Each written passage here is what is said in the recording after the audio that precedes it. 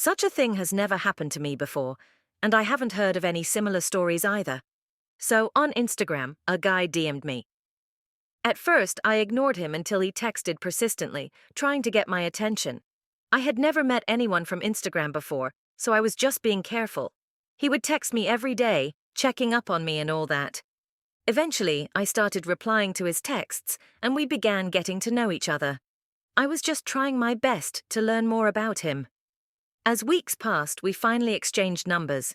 We moved our conversations to WhatsApp, and they became more personal. One day, he told me about a hangout, basically a chance for us to meet in person. I accepted since we had been talking for a while.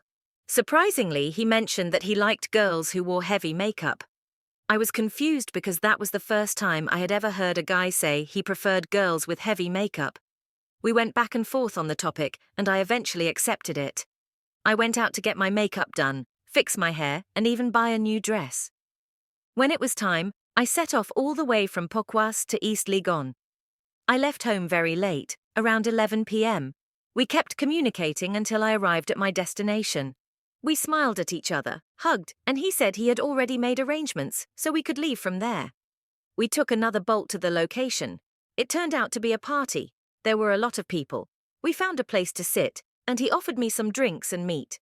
We kept chatting, and when I checked the time, it was already 2:50 a.m. Wow, I didn't even realize how late it was. He told me not to worry since I was with him. We left the party and walked toward another area in East Legon. To be honest, that was only my second time in East Legon. The place was full of road girls. We went to sit at a particular spot where they sold local drinks.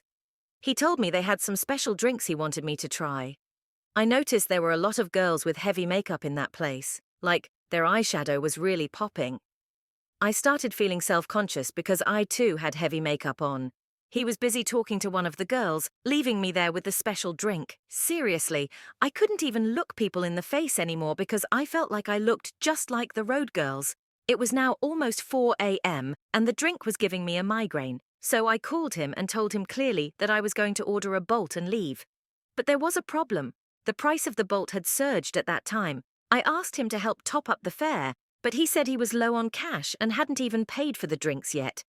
He suggested we get a guest house where I could rest until morning, by which time the Bolt price might have dropped, or he'd be able to get some money. I agreed, of course.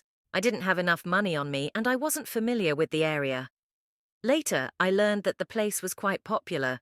We started searching for a guest house, moving from one place to another, but all the rooms were full. We searched and searched until we finally found one with an available room. Someone had just checked out, so we got it. He said he was tired and bought a bottle of water at the guest house. I just went to lie down at the corner of the bed. I didn't want to bother him, but he came over and asked if I wasn't going to shower. I told him, "No, it's already 4:40 a.m. I'll just rest for a while and leave in the morning." I needed to be at work by 9 a.m. He tried to touch me, but I resisted, and he stopped after a while. He woke up around 6:30 a.m. His alarm actually woke us up.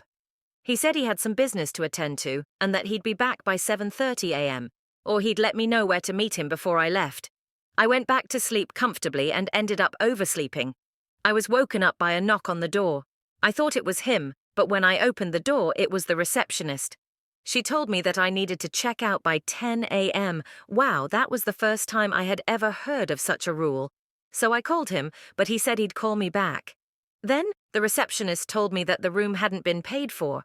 The person on the night shift said the guy told them I would be the one to pay, including the bottle of water he took. The total was 210 Ghanaian cedis. I thought I was dreaming. I had to call a colleague at work to cover for me, telling them that my niece, who stays with me, was sick and that I had taken her to the hospital. I kept calling him, but he wasn't picking up anymore.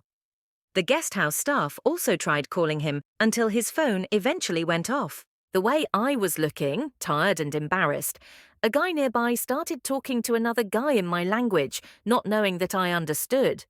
They said things like, "These roadside girls never learn," and even assumed I was a Nigerian girl. I didn't know what to do. I was only left with £80 in my wallet. I went to sit in a corner because I was too ashamed to even continue talking to the people around. I didn't know who to call for help. Finally, I gathered the courage to approach one of the guys and told him, I'm actually a new, not a Nigerian. The person I came here with is just a friend. I didn't know things would turn out like this. I showed him our chat history to prove that I wasn't a roadside girl. I had just been misled. I even went down on my knees to beg him for help. I couldn't believe what was happening. Other people gathered around to see me. One of the guys then asked me to stand up. They asked how much money I had, and I told them just 80 Ghanaian cedis. I also didn't have my ATM card with me. I had done too much. I went to get my makeup done, fixed my hair, and even bought a new dress. I thought I was meeting someone who wouldn't make me regret spending that money, but I was so naive.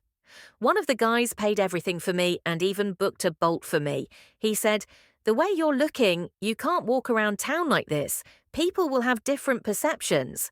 Initially, the receptionist was ready to humiliate me. I was so ashamed of myself. That guy had only made me do heavy makeup and dress that way because of his own motives.